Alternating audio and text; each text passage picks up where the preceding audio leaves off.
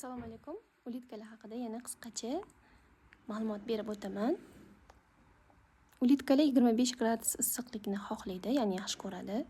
5, 7, 10, 15, 20, 40 litrli konteynerlarda yashaydi. U ulitkani hajmiga va soniga bog'liq bo'ladi. 1 santimetrli, 2 santimetrli ulitkalarni albatta 5 litrli konteynerlarda boqishimiz kerak bo'ladi. Ulitkalarni boqish jarayonida ularni konteynerini teshilishi, ya'ni ventilyatsiyasi to'g'ri bo'lishi kerak. Bu ulitkalarni hayotini yaxshi kechirish uchun juda ham yaxshi yordam beradi. Bu aniq bo'lishi kerak. Ikki shertini parallel qilib, ya'ni birini pastroq, birini teparoq qilib, to'g'ri qilib teshish kerak. Chunki u yerdan havo kirib, chiqib ketishiga to'g'ri bo'lishi kerak, ya'ni aylanib sirkulyatsiya bo'lishi kerak. Har kuni konteyner ichiga pulverizator yordamida ulitkalarga sepish kerak, ya'ni suv sepish kerak. Suvni normal holatda bo'lishi kerak, juda issiq yoki juda sovuq bo'lishi kerak emas.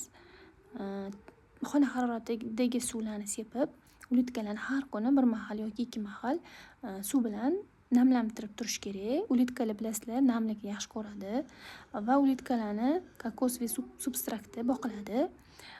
Bu juda ham muhim, chunki ulitkalarning yeri hisoblanadi.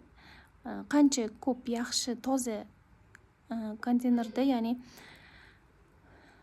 kokosviy substratda boqilsa, ulitkani toshlari chiroyli, o'zi ham chiroyli bo'lib, ozor chekmasdan, ya'ni toza shaklda boqiladi, ya'ni katta bo'ladi. Ulitkalarni bilasizlar, insoniyat yuziga qo'yadi, ya'ni yuz qismi juda ham nozik hisoblanganligi bois ulitkalarni qurtlab ketmasligini oldini olish kerak bo'ladi.